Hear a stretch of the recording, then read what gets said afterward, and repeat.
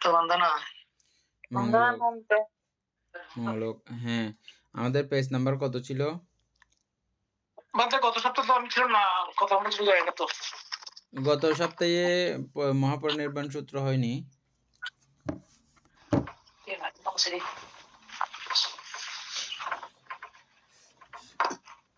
গত সপ্তাহে আমি কিছু একটা আলোচনা করছিলাম যে তাও হ্যাঁ কিছু আলোচনা করছেন বলে এটা তো আমাদের শুনতে হবে। কি আলোচনা করছিলাম যে রূপ নাম নিয়ে কি আলোচনা করছিলাম বলে।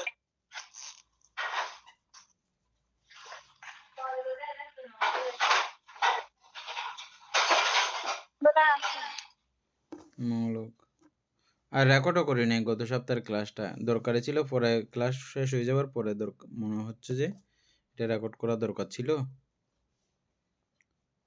যে রেকর্ডও করি নাই। বুদ্ধ বন্দনা থেকে করছিলেন মানতে, বুদ্ধ বন্দনা থেকে মনে হয়। ও আচ্ছা, নাম রূপ গাথাটা ব্যাখ্যা করছিলাম যে হ্যাঁ, নাম রূপ গাথাটা বের করছিলাম আমাদের। হ্যাঁ,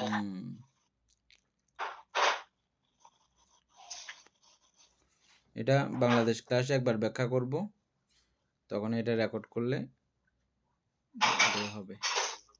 হ্যাঁ মানে আমাদেরও ইয়ে করতে হবে আর কি এটা। আচ্ছা, যাই হোক, আমরা এখন শুরু করে আমাদের পেজ নাম্বারটা কত একটু বাইর করেন। পেজ নাম্বার এখানে তো চেঞ্জ হয়ে গেছে নাকি?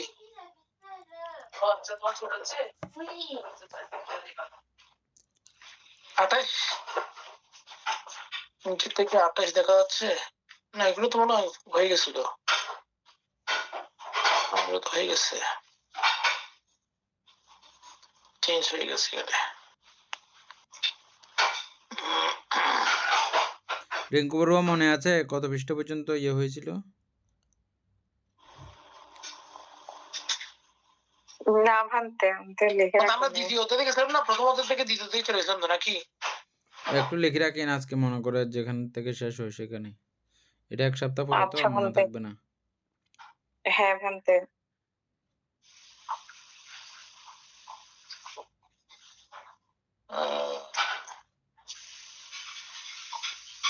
দ্বিতীয়টায়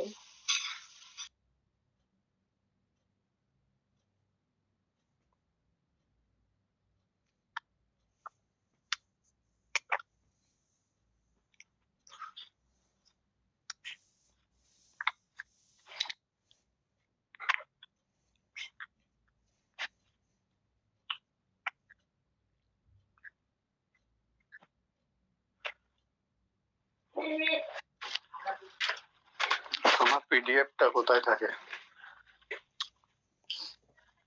নেট দিছে, নেট না দিলে পিডিএফ করে।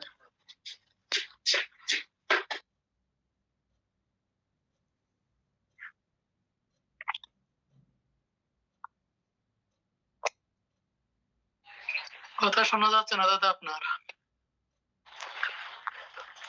বন্দনা বানতে। হ্যাঁ বানতে, ওই দ্বিতীয়তে আমরা পড়বো যে ওই যে হে আনন্দ 9 নাম্বার মনে হয়। হে আনন্দ, ইহা সেই ধর্মাদর্শ ধর্ম পর্যায় দ্বারা সমন্বিত আর্য শ্রাবক স্বয়ং স্বীয় বিষয় যথাযথ জ্ঞাত হইয়া ইচ্ছা করিলে প্রকাশ করিতে পারে যে আমি নিরয় প্রাপ্তি হেতু ক্ষয় করিয়াছি, এভাবে আমি শ্রোতাপন্ন হইয়াছি, মুক্তি মার্গে স্রোতে পতিত হইয়াছি, চতুর উপায়ে অপতনশীল আমার সম্বোধি লাভ নির্দিষ্ট হইয়াছে। ওই যে আমাদের প্রশ্ন করছিল যে মধ্যে কত পৃষ্ঠে মোবাইলে পৃষ্ঠা 43 9 নাম্বার, মোবাইলে 23 নাম্বার পেজ হচ্ছে যে 17 না 69 মোবাইলের 69।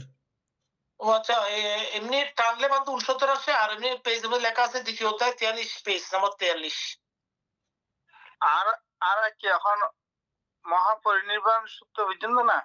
হ্যাঁ। কত পৃষ্ঠে? পেজ নাম্বার উপরে লেখা আছে 43। আচ্ছা,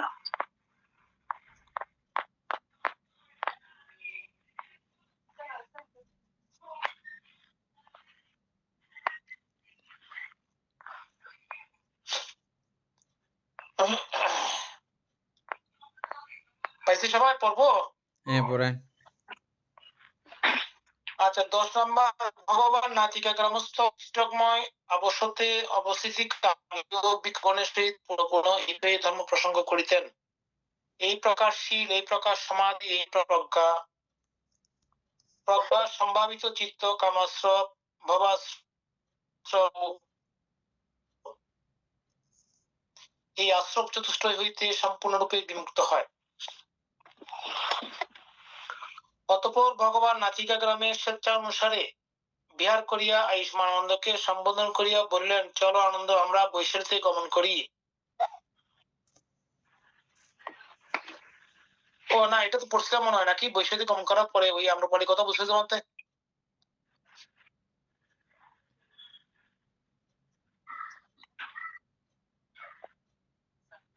বলতে। আমার তো মনে পড়তেছে না। ও আচ্ছা আচ্ছা, তাহলে পড়ে যাই। অতঃপর অনন্তর ভগবান মহাভিক্ষু সংঘ সম বিবাহে বৈশালীতে উপস্থিত হইয়া তত্রস্থ আম্রপালি উপবনে বিহার করিতে লাগিলেন।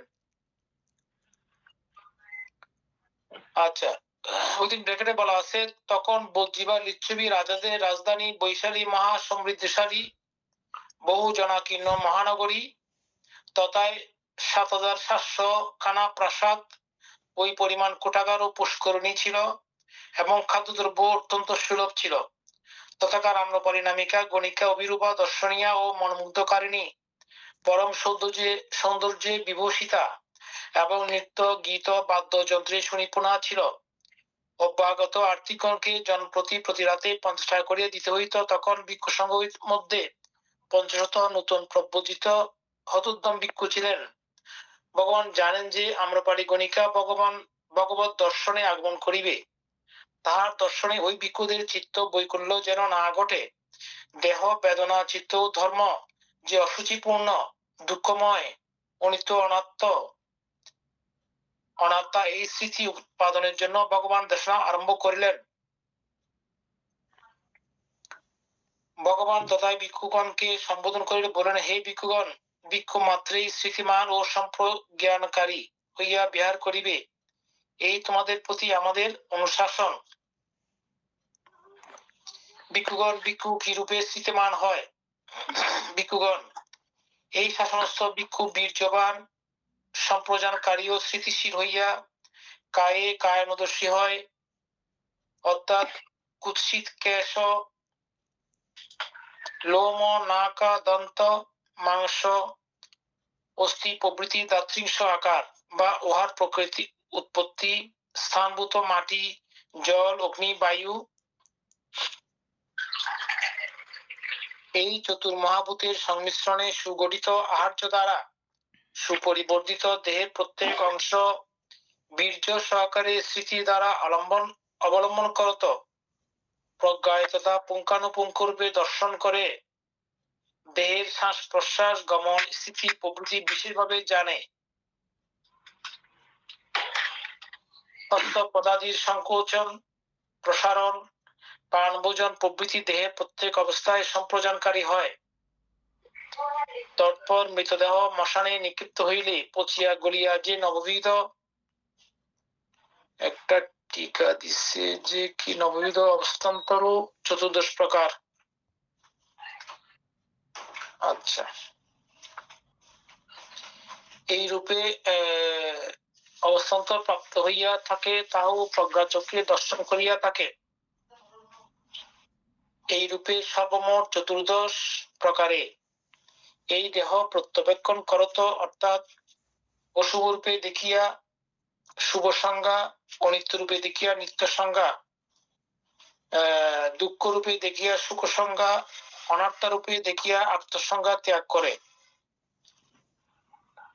এবং দেহের প্রতি নির্বেদ যুক্ত হয়, নন্দিত হয় না, বিরক্ত হয়, অনুরক্ত হয় না, অনুরাগ নিরোধ করে, উৎপাদন করে না, দেহ উৎপত্তিজনক কলুষ ত্যাগ করে গ্রহণ করে না, অর্থাৎ কলুষে লিপ্ত হয় না। এই রূপে দেহের প্রতি লোভ আসক্তি ও দৌমনুষ্য ত্যাগ করিয়া বিহার করে। এখানে মাত্র তো আলোচনা করার তেমন কিছু আছে, নাই, আহ, নাই, মঙ্গলোক নাই, তেমন কিছু আলোচনা করার নাই। ভিক্ষুগণ এই শাসনস্থ ভিক্ষু বীর্যবান সম্প্রদানকারী ও স্থিতিশীল হইয়া বেদনা টিকা সুখ দুঃখাদি অনুভূতির নাম বেদনা হচ্ছে সমূহে বেদনাদর্শী হয়, অর্থাৎ সুখ দুঃখ উপেক্ষাদি বেদনার উদয়ে তাহা বিশেষভাবে জানে।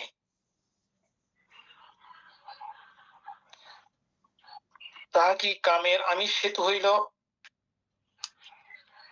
অথবা কি বিরাগ হেতু হইল, তাহা বীর্য সহকারে স্মৃতি দ্বারা অবলম্বন করত প্রজ্ঞায় পুঙ্খানুপুঙ্খ রূপে দর্শন করে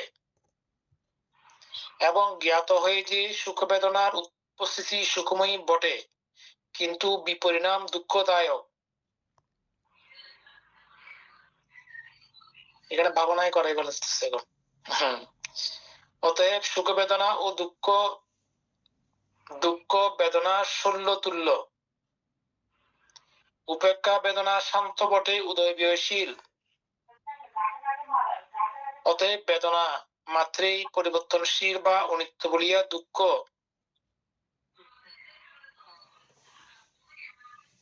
বেদনা সমূহ অনিত্য রূপে দেখিয়া নিত্য সংজ্ঞা, দুঃখ রূপে দেখিয়া সুখ সংজ্ঞা, অনাত্মা রূপে দেখিয়া আত্মসংজ্ঞা ত্যাগ করে এবং বেদনা সমূহের প্রতি নির্ভেদ যুক্ত হয়, নন্দিত হয় না, বিরক্ত হয়, অনুরক্ত হয় না, অনুরাগ নিরোধ করে, উৎপাদন করে না, বেদনা উৎপাদক কলুষ ত্যাগ করে গ্রহণ করে না,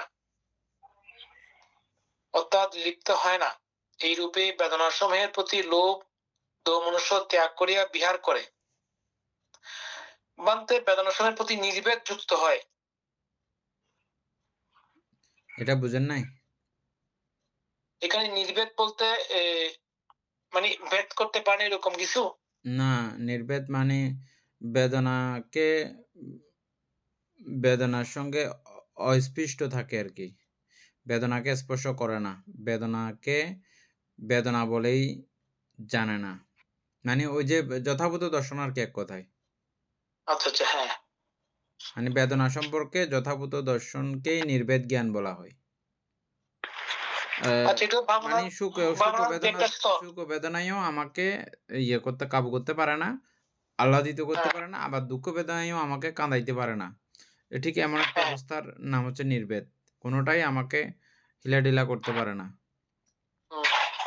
মানে এটা আমি প্রশ্ন করছি কারণ নির্ভেদ একটা জ্ঞান আছে না আমাদের 10টা এর মধ্যে, সেম ওটাই ওই জ্ঞানটা না। আচ্ছা আচ্ছা,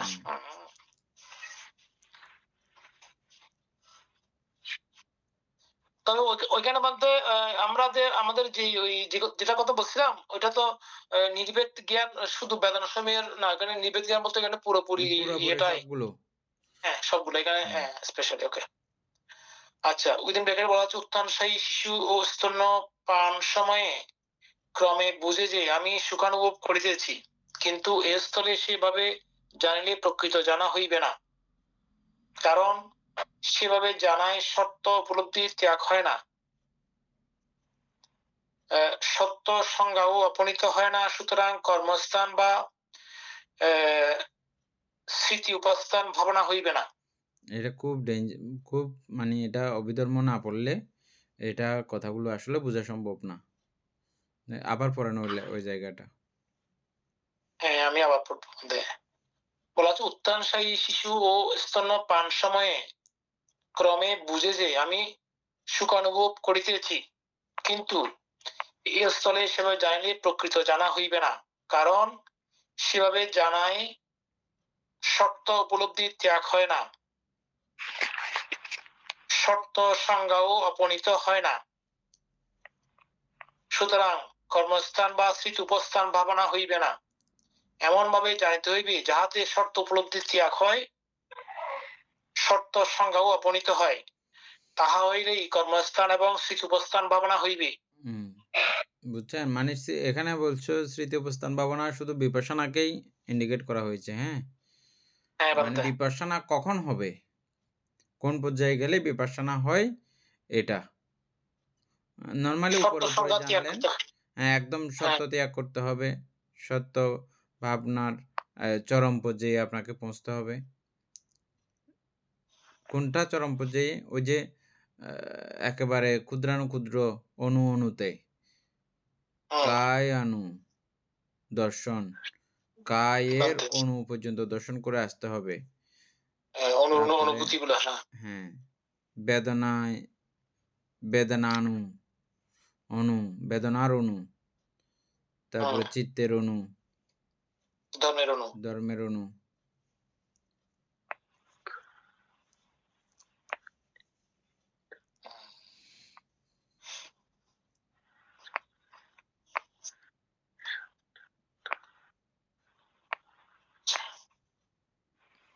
তারপরে তারপর সে কে বেদনা অনুভব করিতেছে, কোন শর্ত বা ব্যক্তি বেদনা অনুভব করিতেছে না। ওই যেটা আমরা বলতে চাইছি এখানে, এখানে একটু ইয়া করছে কথাটা, বুঝছেন?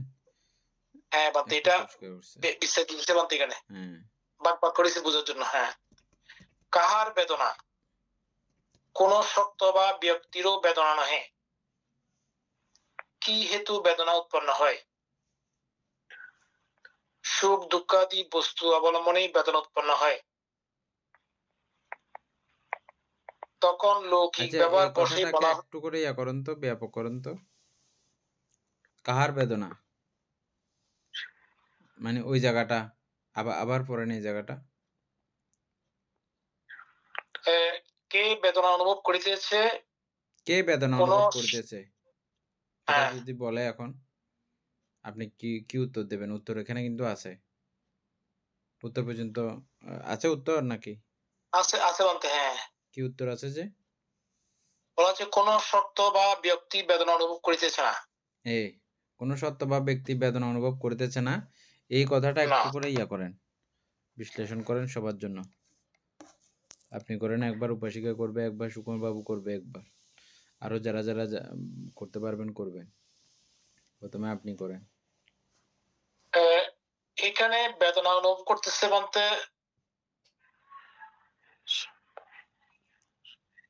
বেদনা তো অনুভব করা হচ্ছে নাম দ্বারা।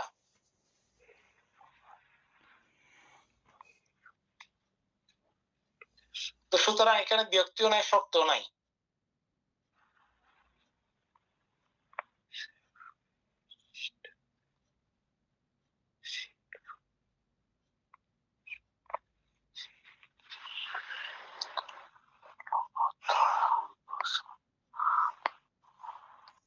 শেষ হলে উপাসিকা বলবে। আছে উপাসিকা? নাই?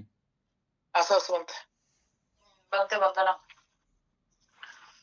এখানে কে বেদনা অনুভব করিতেছে, এখানে যদি আমি যেটা বুঝছি এটা হচ্ছে যে আমাদের যেহেতু সত্য নাই এটা আমরা কিভাবে বুঝছি? আমাদের যে চিত্তগুলো উৎপন্ন হয় আলম্বনের মাধ্যমে চিত্ত উৎপন্ন হয়, এই আলম্বনকে ঘিরে চিত্ত অনুযায়ী সুখ বেদনা বা দুঃখ বেদনা উৎপন্ন হয়।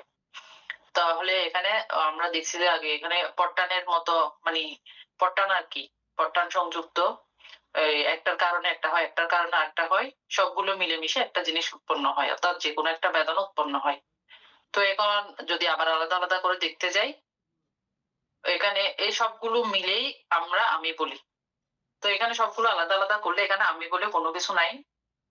তো আলাদা আলাদা করে এরকম যখন দেখি তখন বেদনাটা আমি অনুভব করিতেছি, এটা আর বলার মতন সুযোগ নেই। এই জন্য এখানে আমি বা কোনো কোনো ব্যক্তি আত্মা, মানে কোন আত্মা আর কি বেদনা অনুভব করে না। সবকিছুর মিশ্রণে বেদনা উৎপন্ন হয়, বেদনা উৎপন্ন হওয়ার আলাদা কোনো স্থান নেই।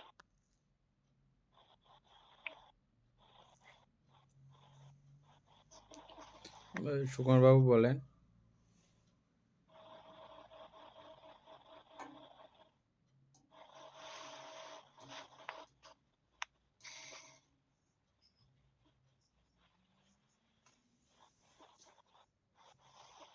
হয়তো নাই।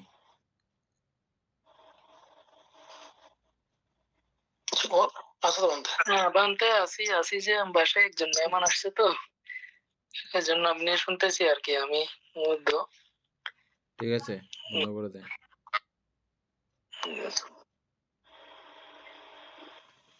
ঠিক আছে, উপাসিকা তো ঠিকঠাক মতো বলছেন। ওইটার সাথে বানতে যদি ওই সর্বচিত্ত সাধন যেতে কি যুক্ত করলে মানে আলাদা আলাদা করার মতো মানে হতে যে আর কাউকে তো খুঁজে পাওয়া যাবে না আর কি।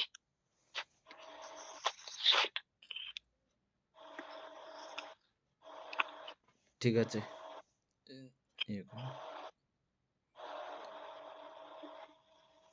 আমরা এ পর্যন্ত আমাদের এতটুকু অভিজ্ঞতা হয়েছে, বেদনা কোথায় পর্যন্ত, কোন জায়গায় পর্যন্ত আছে দেখেন। অবিদ্যা প্রত্যয়ে সংস্কার সংকার পাচ্ছে, বিয়ায়ন পাচ্ছে, নামরূপ পাচ্ছে, সালায়তনা পাচ্ছে, পাස්සু পাচ্ছে বেদনা। স্পর্শের প্রত্যয়ে বেদনা। এই যে এতগুলো বিষয়, এর মধ্যে আমরা পুরোপুরি মনে রাখতে না পারলেও এখন এতটুকু অভিজ্ঞতা হয়েছে যে আমাদের বেদনা পর্যন্ত আমাদের নামের মধ্যে কোন কোন অবস্থাগুলো ছিল, বেদনা অনুভব করার জন্যে, বেদনা অনুভূতি হওয়ার জন্যে, সেই মুহূর্তে, যে মুহূর্তে বেদনা আমরা অনুভব করি, সেই মুহূর্তে নামে কোনটা কোনটা চৈতসিক ছিল, কোন কোন অবস্থাগুলো ছিল, এক রূপে কোন কোন অবস্থাগুলো ছিল, এই অবস্থাগুলোকে, প্রত্যেকটা অবস্থাকে যখন আলাদা আলাদা করে যখন দেখা হয়, বোঝা হয়, জানা হয়, প্রত্যেকটা অবস্থায় এভাবেই বলে, না আমার তো বেদনা অনুভব করার মতো শক্তি নাই। এ রূপে যা আছে প্রত্যেকে এরকম করে বলবে। কিভাবে প্রমাণ আছে? যেমন মরা মানুষ আমরা তন্ন তন্ন করে কাটি ফেলি, ও কোনো রকমের প্রতিক্রিয়া নাই। তাহলে দেহ তো পুরো লেস। হ্যাঁ, তারপরে এভাবে আমাদের সর্বচিত্ত সাধারণ চৈতসিক সহ সেই সময়ে, সেই বেদনার সময়ে, যেটা আমরা এর আগে পড়ে আসছি ধর্ম সঙ্গিনীতে, না, এই বেদনা উৎপন্ন হওয়ার সময়কালীনে যে সেটা যদি সুখ বেদনা হয়, কি ছিল কি কি ছিল এগুলো আমরা পড়ছিলাম না? সুখ বেদনা থাকলে কোন কোন চৈতসিক থাকে এগুলো পড়ছিলাম না আমরা? হ্যাঁ, দুঃখ বেদনা থাকলে কি কি চৈতসিক থাকে, উপেক্ষা বেদনা থাকলে কি কি চৈতসিক থাকে। তাহলে তো এগুলো চৈতসিকরা ভোগ করতেছে। যে চৈতসিকের কি ভোগ করার, এই বেদনা ভোগ করার মতো পাওয়ার শক্তি আছে কি? চারি মহাভূতের বেদনা ভোগ করার মতো, বেদনা উপভোগ করার মতো শক্তি আছে কি? তাহলে চারি মহাভূত এবং এই যে সে সময়ে যেই যেই চৈতসিকগুলো উৎপন্ন হয়েছে, ওই চৈতসিকগুলোরও কোনো কারোর এই বেদনা অনুভব করার মতো ওরকম শক্তি কারো নাই। কেউ এরকম মালিকত্ব বা আত্মত্ব, আত্মা বলার মতো কোনো শক্তি কারো কাছেই নাই। হ্যাঁ, আপনাদের আত্মা বলা, এটা আরেকটু মানে গভীর থেকে বলতে হবে, যেহেতু আপনারা এখন অভিধর্ম চর্চা করতেছেন। মানে আত্মা, আমরা তো মূলত সবকিছু মিলিয়ে মিশিয়ে আমরা আমি নামক অবস্থা তৈরি করি, কিন্তু এই আমি সেই আমি না। এখানে আত্মা বলতে আমাদের প্রত্যেকটা জায়গার মানে পঞ্চস্কন্ধ আপাতত ওভাবেও বলতে পারেন।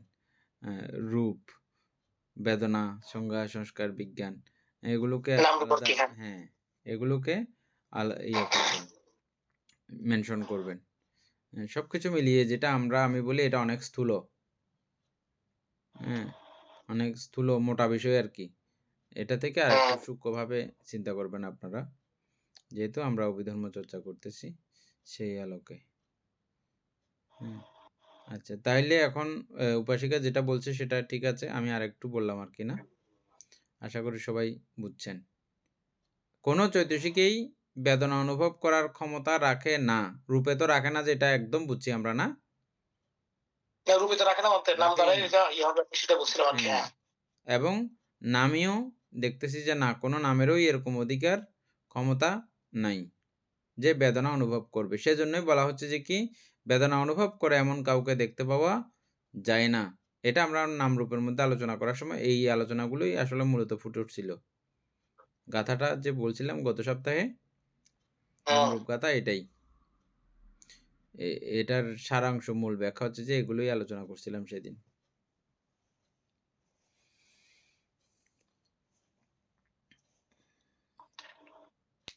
তারপরে কার বেদনা? তাহলে এখন বেদনা কার? বেদনা এই বেদনাকে এখন কার বলবেন আপনি?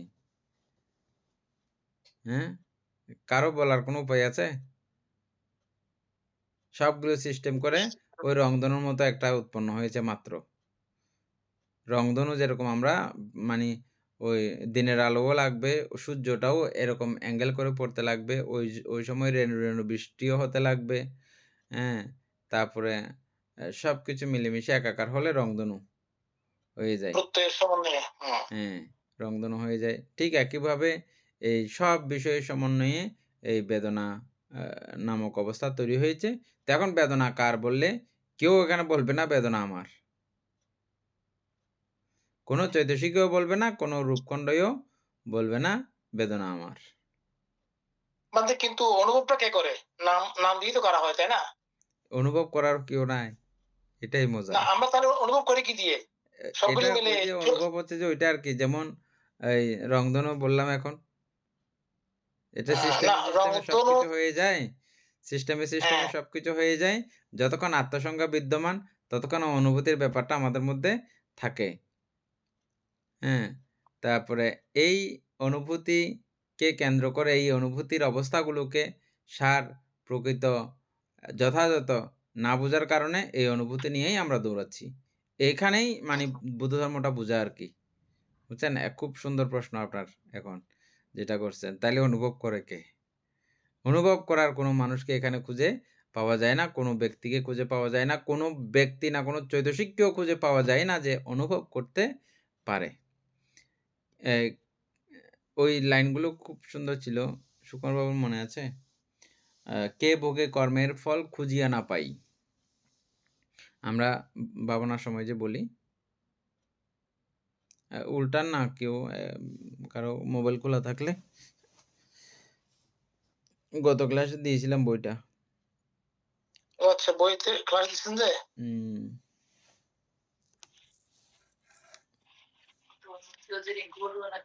কর্মের কারণ নাই, ফলের ভোক্তা নাই। হ্যাঁ, কর্মের কারক নাই, ফলের ভোক্তা নাই।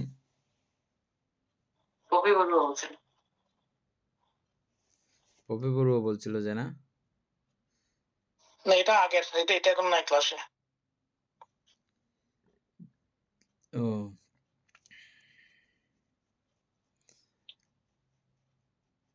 বুঝছেন এখন? কর্মের কারক নাই, ফলের ভোক্তা নাই, এই জিনিসটা আপনি বুঝতে পারেন?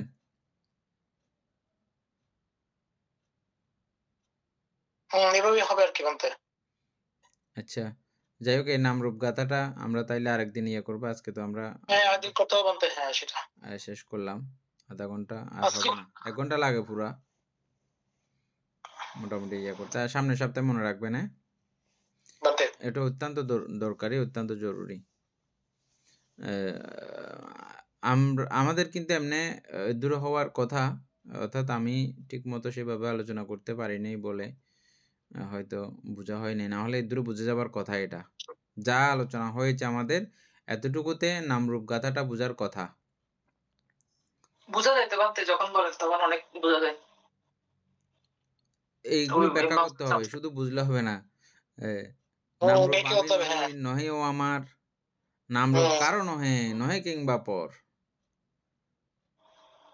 কারো নয় আবার পরেরও না, বুঝছেন? এই নামরূপ গাথাটা বুঝলে অনাত্মা বুঝা এত সোজা। এক লাইন করে বুঝতে হবে তাহলে।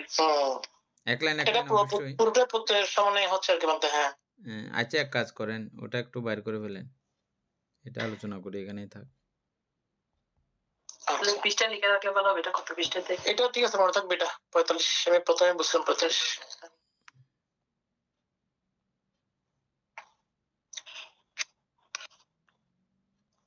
এটা গ্রুপে দেওয়া ছিল বলতে? হ্যাঁ গ্রুপে দেওয়া হয়েছিল। ওই আমার এখানে আসে নাই কেন? আচ্ছা ফেসবুক যেটা শেয়ার করছো এটা? না বই কি কখন দিয়েছেন তাহলে? সরাসরি সম্প্রচার। একটা বই বুদ্ধ আচ্ছা আচ্ছা পাইছি, আমাদের দিকপাল। কত পৃষ্ঠায় আছে এটা?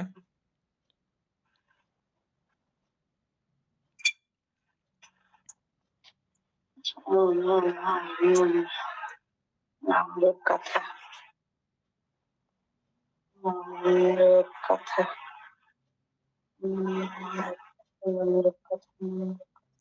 পৃষ্ঠা হচ্ছে যে 28 পৃষ্ঠা, মোবাইলে টানলে 38 পৃষ্ঠা।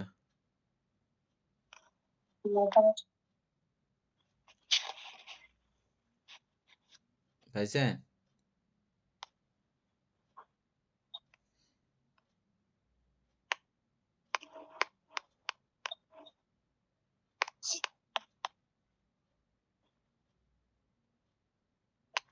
বানতে আস্তে আস্তে দাও। নাম রূপগাথা হুম 37 ওই 28 পৃষ্ঠার মাঝখানে। আচ্ছা হ্যাঁ, নাম রূপ সত্য নয়, নহে কিংবা জীব। নাম রূপ সত্য নয়, নয় কিংবা জীব, এটাতে কোনো আর আপনাদের প্রমাণ করতে হবে না কিছু, আপনারা এটাতে প্রমাণিত আছেন। নাম রূপ, রূপ হচ্ছে যে চারি মহাবুদ্ধি দ্বারা তৈরি, আর নাম হচ্ছে যে চারি স্কন্ধ দ্বারা তৈরি, বেদনা, সংজ্ঞা, সংস্কার, বিজ্ঞান। তাইলে এখানে সত্য, প্রাণী ওইভাবে যদি বলেন ওটাও নাই, আর মালিকানা পক্ষ থেকে যদি বলেন ওভাবেও নাই, কোনো কিছু না। এটা খুব সোজা হয়েছে না? বুঝছেন? নামে কিংবা হ্যাঁ নামরূপ কথা কি আলোচনা চলতেছে? হ্যাঁ কেন এটা বলতেছে না আজকে? ওটা থেকে ওই ওই জায়গাতে একটা যে জিনিস বুঝছে না, যে ওই জিনিসটা বুঝতে হলে এই নামরূপ গাথাটা ইয়ে করতে হবে। আপনি গত ক্লাসে ছিলেন নামরূপ ক্লাসে? না তো, গতকাল তো আমরা কেউ ছিলাম না তো। ও আচ্ছা ঠিক আছে, এখান থেকে আবার শিখে যান। না আজকে কথা পুরো ইয়া করবেন নাকি? হ্যাঁ না, গাথা পুরো করার সময় না, এখানে 2-3 লাইন হবে যে গাথাটা আমি বলবো আমার পরে। ওটার মধ্যে একজন মানে আসছে তো, তারপরে আমি এমনি শুনতেছি যে ইয়া করে দিয়ে যতটুকু এটা তো আমি এমনি পড়ছি যতটুকু পারি, ওই অভিযোগ আর কি পরিণামের সূত্র নাম লোকাতে এটা তো বলবেন, বলছিলেন যে আলাদা করে ক্লাস করবেন আর কি। করে ফেলছি তো গত ক্লাসে, এখন আমরা কয়েক লাইন আলোচনা করি। আচ্ছা ঠিক আছে বানতে। নহে কিংবা জীব, তো এখানে জীব আছে কি? নাই বলতে নাই, প্রমাণ করতে পারেন এটা। এগুলো প্রত্যেকটা লাইন কিন্তু আবার প্রমাণ করতে হবে, বুঝছেন? এটা পুরো বৈজ্ঞানিক বিজ্ঞানসম্মত কথা, প্রমাণ করার আর কি, প্রমাণ করতে হবে, প্রমাণ না করলে এটা হবে না। যেটা যেটা প্রমাণ করতে না পারবেন এগুলো এখন এখান থেকেই প্রমাণ করে নিতে হবে, আলোচনা করতে করতেই প্রমাণ করতে হবে। নাম রূপ নর নয়, নহে মানব, এটাও একই কথার কথা, ঠিক আছে? একই কথা বলতে। হ্যাঁ, স্ত্রী ও পুরুষ সংজ্ঞা নাম রূপে নাই, এটাও পাল্টায় নাই এখনো, একই কথাতে আছে। নাম রূপে আত্মসংজ্ঞা খুঁজিয়া না পাই, নাম রূপের মধ্যে কোথাও আত্মসংজ্ঞা খুঁজিয়ে পাওয়া যায় না, একই জায়গাতে রয়ে গেছে, ঠিক আছে? একটা বিষয়কে বোঝানোর জন্যই সব কথাগুলো। নাম রূপ আমি নই, নহে রে আমার, নাম রূপ আমিও নই, আমি যে যাকে কেন্দ্র করে বলবো আমি, তাহলে নামরূপ আমি নাকি? হ্যাঁ, বেদনা আপনি, সংজ্ঞা আপনি, সংস্কার আপনি, বিজ্ঞান আপনি। আপনি কি বিজ্ঞান? না। আপনি কি বিজ্ঞান? না। আপনি কি বেদনা? কিছু না। আপনি কি সংজ্ঞা? আপনি কি সংস্কার? আপনি কি রূপ? কোনো কিছু নেই। সুতরাং নাম রূপে আত্মসংজ্ঞা খুঁজিয়া না পাই। নাম রূপ আমি নহি, নহে নহে যে আমার, আমিও নই, আমারও নয়। নাম রূপ কারো নয়, নিজ কিংবা পর। এ নাম রূপ কারো নয়, আবার ফরেরও না, নিজেরও না, ফরেরও না। অমুক অন্য কেউ দাবি করতে পারে না এটা আমার। এ নাম রূপ আমার, এরকম দাবি করার মতো কোনো শক্তি, কোনো অবস্থা নাই। সংস্কার ধর্ম মাত্র আছে বিদ্যমান। ওই আপনি যেটা বলছেন, আপনার উত্তর হচ্ছে যে এটা, এখানে শুধু সংস্কার ধর্ম মাত্র আছে বিদ্যমান। এটা বিদ্যমান আছে এই সিস্টেম অনুযায়ী, এই সংস্কারে চক্রান্ত হয়ে পুরো সিস্টেমটা, আপনি যেটা অনুভূতির কেন্দ্র বলতেছেন, অনুভব করতেছে কি, আমি তো বেদনা অনুভব করতেছি, ওই সংস্কার ধর্মের বিদ্যমানতা আছে, ওই সংস্কার ধর্মই এগুলো অনুভব করতেছে, ইয়ে করতেছে। সিস্টেমে সিস্টেম হয়েছে, সিস্টেমে সব মিলিত হলে তখন এটা উৎপন্ন হয়, এটা হয়। এবার এখন ঘটনা হচ্ছে, আমরা বর্তমান যে অবস্থা আছি, এই অবস্থার মধ্যে আমরা আসলে বেদনা ওভাবে করি আর কি, নাম দিয়ে। কিন্তু এটা যেটা বলা হচ্ছে, এটা হচ্ছে শেষ পর্যায়ে গিয়ে। হ্যাঁ, নামরূপ গাথা তো শেষ পর্যায়ের গাথা। হ্যাঁ, শেষ পর্যায়ের গাথা। হ্যাঁ, ওই পর্যায়ে তো কোনো আইডিয়া নেই বলতে। হ্যাঁ, এটা কোনো নরমাল গাথা না। আর অভিধর্ম তো শেষ শিক্ষা। অভিধর্ম তো শেষ শিক্ষা, আপনি শুরুতে পড়ে থাকলে তো হবে না। অভিধর্ম শিক্ষাটাই তো শেষ শিক্ষা, জীবনের শেষ শিক্ষা। জীবন না, শুধু জীবন যবনিকার শেষ শিক্ষা অভিধর্ম শিক্ষা। সেই সূত্র ধরে গাথাটাও শেষ গাথা, বুঝছেন? তা আপনি শেষকে শুরুর দিকে মিলাইলে তো আর হবে না।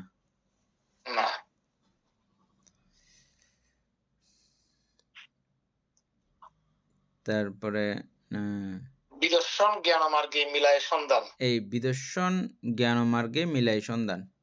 বিদর্শন জ্ঞান ছাড়া, বিশেষভাবে দর্শন ছাড়া, বিশেষভাবে দর্শন মানে কি? ওই যে কায়ের অনুদর্শন, বেদনার অনুদর্শন, চিত্তের অনুদর্শন, ধর্মের অনুদর্শন। অনুভাবে তখন দেখবেন ওদের সমস্ত অস্তিত্ব আপনার চোখের সামনে ধরা পড়বে। হ্যাঁ, সমস্ত অস্তিত্ব আপনি চোখের সামনে ধরা পড়বে। মানে এই বলতে যাবেন যে আর কি, এই রূপটা এখন স্থিত রয়েছে, পুরস্কার দূর মারছে এক রূপ বলতে না বলতে, এটা রয়েছে।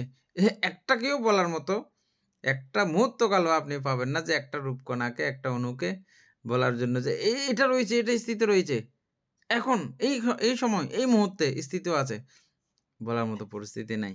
কখন? যখন অনুতে দেখতে সবগুলো মিলেমিশে দেখতেছি যে ও ঠিকঠাক রহিত দেখতে শরীরে নাই। হ্যাঁ, এটা সবকিছু মিলিয়ে দেখতেছেন যে এরকম রংধনুকে যেমন আমরা সবকিছুকে মিলিয়ে দেখি যেরকম, সেরকম আর কি সবকিছু মিলেমিশিয়ে দেখতেছি যে আমাদের এটা ঠিকঠাক এরকম রয়েছে। কিন্তু যখন আপনি অনুতে দর্শন করতে যাবেন, তখন একটা মুহূর্ত জন্য একটা অণুকে, একটা ক্ষুদ্র অংশকে বলা যাবে না যে এটা এই মুহূর্তে এটা স্থিত রয়েছে, এই একটা মুহূর্তকাল এটা স্থিত রয়েছে, বলা যায় না। শুধু রূপের মধ্যে কি না, আমরা নামের অবস্থাগুলো একদম খুব চরমে গিয়ে আমরা ভেবে এসছি, চিন্তা করে এসছি না। নামও একটা মুহূর্তকাল নামের কোনো অংশ এটা এই মুহূর্তে স্থিত রয়েছে, এই মুহূর্তের জন্য নিত্য বলার মতো কারো কোনো সাধ্য শক্তি নাই, নামের মধ্যেও নাই, এভাবে রূপের মধ্যেও নাই। এই শুধু ওই জায়গাটা বুঝছেন? এটা একদম খুব সূক্ষ্ম জায়গা, কিন্তু এটা বুঝলে পুরোপুরি আপনার জন্য একদম সোজা, পুরো একদম অভিধর্ম পুরাই সোজা। শুধু এই জায়গাটা বুঝলে কোনো কষ্ট নাই। এমনি আমরা বলতেছি না অভিধর্ম অনেক কঠিন, জাস্ট আমাদের আজকের এই আলোচনা বা নামরূপের এই গাথাটাও যদি কেউ যদি একবার বুঝে যায়, অভিধর্ম তার জন্য একদম সোজা, একেবারে সোজা। সেজন্য অতীব গুরুত্বপূর্ণ এই গাথা। যিনি লিখেছেন উনি কোনো অল্প স্বল্প ব্রেনের অধিকারী না, পুরো অভিধর্ম মন্থনকৃত গাথা এটা, পুরো অভিধর্ম মন্থনকৃত গাথা নিজে বানিয়েছে। আমি না, দিকপাল ভান্তের না, এটা অনেক আগে দিকপাল ভান্তে সংগ্রহ করেছেন, ও আচ্ছা আচ্ছা, হ্যাঁ। অনেক আগে এটা থেকে কে লিখেছেন বলতে এটা? বইটা সংকলন করেছেন দিকপাল ভান্তে। ও আচ্ছা, এনে তাহলে গাথা অন্য কেউ লিখছেন না? বর্তমান সংঘরাজ আর কি, ভারতীয় সংঘরাজ, ও আচ্ছা, উনি সংকলন করেছেন। কিছু কিছু ওনার গাথাও আছে, ওনার ইয়েও আছে, কিছু কিছু আছে কয়েকটা, লিখে দেয় নাই ডাইরেক্ট যে এটা অমুক ভান্তে করেছেন, এভাবে লেখা দেয় নাই আর কি। আর পাওয়া যায় না এগুলো, কে কে কখন কখন আবিষ্কার করেছে অতীতের পণ্ডিত ভান্তেরা, হ্যাঁ, অনেক সময় এগুলো পাওয়া যায়নি। আচ্ছা, তারপর হচ্ছে যে বিদর্শন জ্ঞান মার্গে মিলিবে সন্ধান, এটা ছাড়া এই বিষয় বুঝা, হ্যাঁ, উপায় নাই। সংস্কার ধর্ম মাত্র আছে বিদ্যমান, এই বিদ্যমান যে বলছে আবার সেটার জন্য আপনি ধরে বসে থাকবেন, বিদ্যমান তো আছে তাইলে এটা একটা বলার জন্যই বলা, ঠিক আছে, মানে সিস্টেমে ওই অবস্থা বিদ্যমান, এমনি বলছে আর কি, তাই বলে বিদ্যমান আছে না, ওইরকম বিদ্যমান নয় তো, মানে এটা আপনি বুঝতে হবে, আপনার মন দিয়ে বুঝতে হবে যে ওই জিনিসটা ফেলে দিয়ে বিদ্যমানতা নয়। আচ্ছা, অবিদ্যা সংস্কার তৃষ্ণা ভব উপাদান, অবিদ্যা সংস্কার তৃষ্ণা ভব উপাদান, আমরা যেটা পড়ছিলাম অতীতের পঞ্চহেতু, বর্তমানের পঞ্চফল, বর্তমানের পঞ্চহেতু ভাবিকালে দিবে ফল, যেটা বলছিলাম এটা আর কি, বুঝছেন? অবিদ্যা সংস্কার তৃষ্ণা ভব উপাদান, আবার এই তিনটাকে কেন্দ্র করে পুরো যাবতীয় সবকিছুর সঙ্গে সম্পর্কিত, এই জন্য এই পাঁচটাকেই এখানে বলা হয়েছে। হ্যাঁ, অবিদ্যা, অবিদ্যার কারণে সংস্কার, সংস্কার কারণে অবিদ্যা সংস্কার তৃষ্ণা ভব উপাদান, না তৃষ্ণা কোথায় বলতে, ভব উপাদান, এই পাঁচটা অতীতের বিষয়, এগুলো আমি অতীতে করেছিলাম, অতীতে আমার এগুলো জমা ছিল, অতীতে আমি অবিদ্যাগ্রস্ত ছিলাম, সেজন্য আমার সংস্কার উৎপন্ন হয়েছিল, সেই সংস্কারের কারণে আমার তৃষ্ণা উৎপন্ন হয়েছে, সেই তৃষ্ণার কারণে আমার ভব হয়েছে। এগুলো না, এটা গাথা মিলানোর জন্য এরকম আসছে যে, বুঝছেন, এরকম না। অবিদ্যার কারণে সংস্কার, সংস্কারের কারণে ওই ভব, তারপরে ভবের কারণে না, সংস্কারের কারণে তৃষ্ণা, ভব উপাদান, উপাদানের কারণে ভব, ওইভাবে এটা গাথা মিলানোর জন্য আগে পিছে করছে। ঠিক আছে, তৃষ্ণার কারণে উপাদান, উপাদানের কারণে ভব, হ্যাঁ ঠিক আছে। এই পাঁচটা হচ্ছে যে অতীতের হেতু, ওই হেতুতে আমার বর্তমানে জন্ম হয়েছে, বুঝছেন? অতীতের পঞ্চহেতু কর্মের নিদান, এই পাঁচটা আমার অতীতে ছিল বলে, এই কর্মহেতু অতীতে ছিল বলে আমার বর্তমানে এই অবস্থা আমি প্রাপ্ত হয়েছি, বুঝছেন? বর্তমানের অবস্থা আসার পেছনে ওই পাঁচটা বিষয়ের অবদান।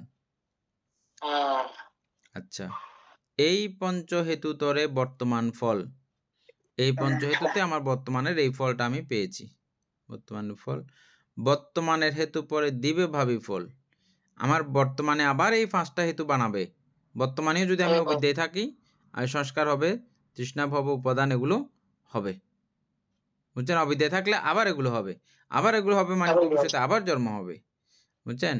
বর্তমানের হেতু পরে দিবে ভাবি ফল, ভাবিকালে আবার এগুলো ফল দেবে, এই রূপে কর্মস্রোত চলে অবিরত, এটা অবিরত কন্টিনিউ চলতে থাকবে, কতক্ষণ? যতদিন তৃষ্ণা নাহি হয় নিবারিত, তৃষ্ণা যতক্ষণ নিবারিত হবে না ততক্ষণ পর্যন্ত এটা বন্ধ হবে না, এই কার্যক্রম এটা চালু থাকবে। মেশিনে যেরকম তেল যতক্ষণ থাকবে, মেশিন যন্ত্রপাতিগুলো নষ্ট না হলে ওটা চলতেই থাকবে।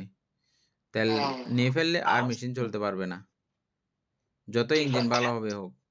তেল বন্ধ করে দিলে আর মেশিন বন্ধ হয়ে যাবে। আমাদের অবিদ্যা বন্ধ করে দিলে বা তৃষ্ণা বন্ধ করে দিলে বন্ধ হয়ে যাবে অটোমেটিক ভাবে। কর্মস্রোত আছে কিন্তু কর্মকর্তা নাই। আগের কথাটা আবার আসছে এখানে, বুঝছেন? এই কর্মস্রোত কিন্তু আছে, এটা আছে, হ্যাঁ, কর্মস্রোত আছে কিন্তু কর্মকর্তা নাই, এই কথাটা বুঝছেন? মানে কাজ কে করে ওরকম ব্যক্তি ওইভাবে চিন্তা করলে আর খুঁজে পাওয়া যাচ্ছে না। হ্যাঁ, কর্মস্রোত আছে কিন্তু কর্মকর্তা নাই, কে ভোগে কর্মের ফল খুঁজিয়া না পাই। কর্মের ফল কে ভোগ করে এটা আর খুঁজে পাওয়া যায় না। হ্যাঁ, এখন বুঝতেছেন? প্রমাণ হচ্ছে না? এটা কিন্তু প্রমাণ করার কথা, কিন্তু খুঁজিয়া না পাই। নাম রূপে কর্মফল আছে বিদ্যমান। আবার আরেক কথা এখানে, নাম রূপের মধ্যে এটা কেউ হবার যোগ্য না। মানে প্রথম আপনার উল্টাপাল্টা মনে হইলেও এই জায়গায় আবার এটার সমাধান করতেছে, বুঝছেন? নাম রূপে কর্মের ফল আছে বিদ্যমান, বুঝছেন? এই নাম রূপের মানে এমন একটা ক্ষমতা আছে, ও কর্মের ফলগুলো ধারণ করে রাখতে পারে। এদিকে নাই, সেদিকে নাই, অমুক নাই, সমুক নাই, সবকিছু বলতেছি, কিন্তু ওর আবার বলা হচ্ছে যে এমন একটা তার ক্ষমতা আছে, এমন একটা শক্তি আছে, এমন একটা অবস্থা আছে, ও কর্মফল কি করতে পারে? বিদ্যমান রাখতে পারে, জমা রাখতে পারে। কারণ উনি তো কর্মটা করে বলতে, হ্যাঁ, উনার দ্বারা তো কর্মটা হয়। উনার দ্বারা হবে হোক, যে যার দ্বারা হবে হোক, এটা কোনো কথা না। যেমনি এই নাম রূপের এমন একটা ক্ষমতা আছে, এই কর্মের ফল ও ধরে রাখতে পারে, বিদ্যমান রাখতে পারে, সংস্কার হিসেবে যেভাবে থাকে, যে সিস্টেমে থাকে ওই সিস্টেমে। এমনি কিছু নাই, এগুলো আগে বলে থাকলেও এখন আবার পুনরায় সেটাকে আবার কি কারেকশন করা হচ্ছে কথাগুলো, দেখছেন? নাম রূপে কর্মের ফল আছে বিদ্যমান। আরো আছে পরে কথা, দেখেন। নাম রূপে রূপরূপ কর্মভব তাহার প্রমাণ। হ্যাঁ, রূপারূপ কর্মভব তাহার প্রমাণ। আমাদের যে জন্ম হয়েছে এবং রূপলোকে অরূপলোকে যেভাবে আমরা জন্ম হচ্ছি, সহ উঁচু নিচু দিন দুঃখী, এখানে সত্য অগণন আছে, অগণিত সত্য প্রাণী, প্রাণীর কোনো শেষ নাই। এই প্রাণীকুল নিয়ে চিন্তা করতে মানা করছে। কি কত পরিমাণ, কত হাজার, কত লক্ষ কোটি প্রাণী আছে, রকমের প্রাণী আছে, এটা কোনো বলে বোঝানোর শেষ নাই। যেহেতু কেন আছে, আমরা কর্ম করার সময়ও একটা চিত্তের সঙ্গে আর একটা চিত্তের কোনো সমান মিলমিশ নেই।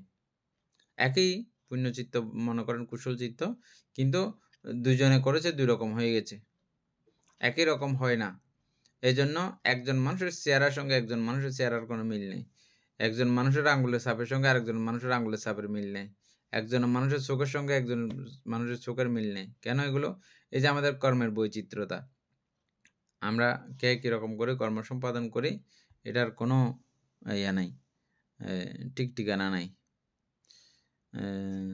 কর্মস্রোত আছে কিন্তু কর্মকর্তা নাই, কে ভোগে কর্মের ফল খুঁজিয়া না পাই।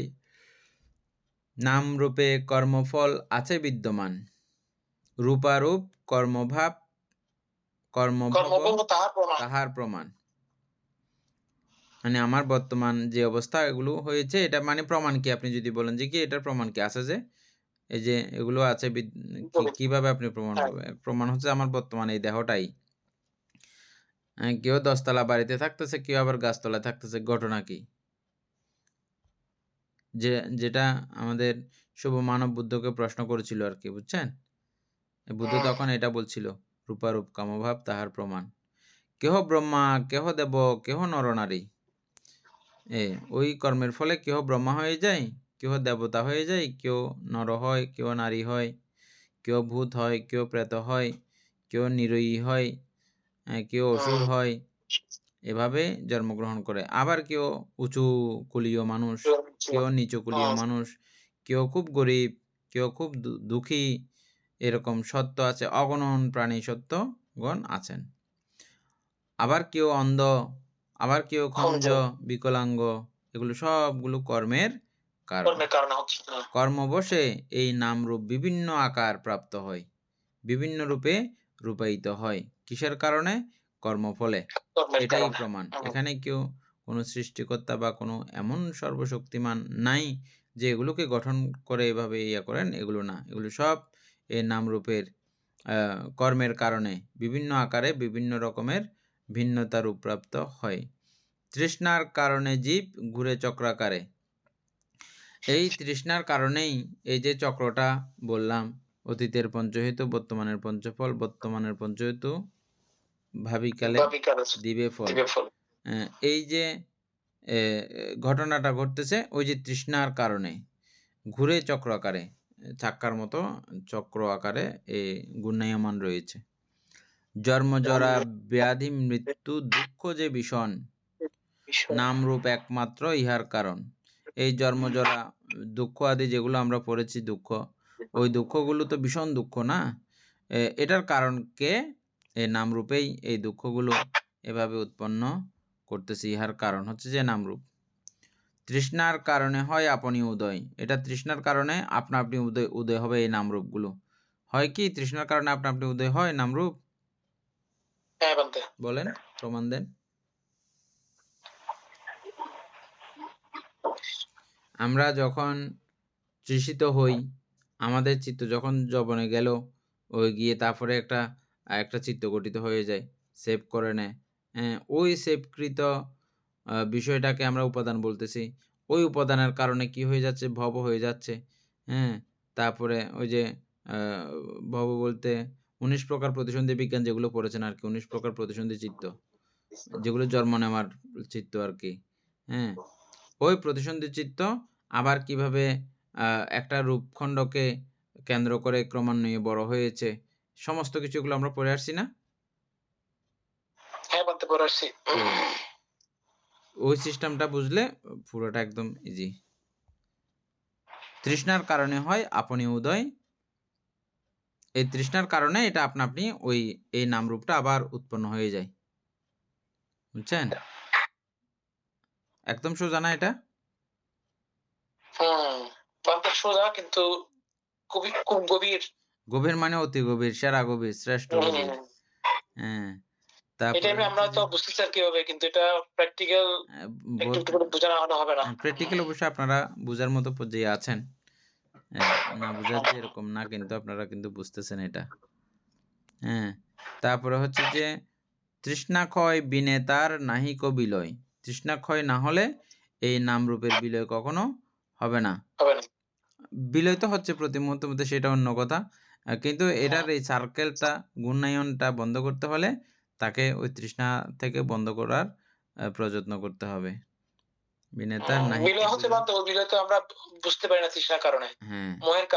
বিদর্শন জ্ঞান মার্গে করি বিচরণ, তৃষ্ণা বীজ ক্ষয় হেতু কর হে সাধন। এই তৃষ্ণা বীজ ক্ষয় করার জন্য সাধন করতে হবে কি? বিদর্শন জ্ঞান। ঠিক আছে, তাহলে আজকে আর ওটা বই হলো না। এটা আমরা আবার আলোচনা করলাম। এটা হচ্ছে যতবার আলোচনা করো ততবার মঙ্গল, ততবার ভালো। আপনারা এমনি বাসার মধ্যে এটা আবৃত্তি করতে পারবেন, খুব পুণ্য হবে, জ্ঞান উৎপন্ন হবে। আজকে তাহলে আমরা এর মধ্যে শেষ করি না? সদ্ধর্মপ্রাণ প্রিয় উপাসক উপাসিকা বৃন্দ, এতক্ষণ যাবৎ আমরা অভিধর্ম চর্চা করেছি এবং মহাপরিনির্বাণ সূত্রের কিয়দাংশ আলোচনা করেছি। এতে আমাদের অপ্রমেয় পুণ্য সাধিত হয়েছে। এই পুণ্যরাশি অনন্ত চক্রবাসী সত্যগণকে দান করছি, গুরুভান্তেদিওকে দান করছি, মাতা পিতাগণকে দান করছি। যারা আমাকে প্রতিনিয়ত এভাবে ধর্মচর্চায় সহযোগিতা করছেন তাদেরকে এই পুণ্যরাশি দান করছি। যারা আমাকে প্রতিনিয়ত চারিপ্রত্যাদি দান করেন তাদেরকে এই পুণ্যরাশি দান করছি। এই পুণ্যের কাছে আমরা প্রত্যেকে প্রার্থনা করব নির্বাণ লাভ অবধি অসৎ ব্যক্তি, মূর্খ ব্যক্তি পাপমিত্রের সংসর্গ লাভ না করে সদা সর্বদা জ্ঞানদর্শী কল্যাণ মিত্রের সান্নিধ্য সংসর্গ লাভ করতে সক্ষম হই। এইরূপ সাধু কামনা পোষণ করে আজকের মতো ক্লাস এখানেই সমাপ্ত করছি।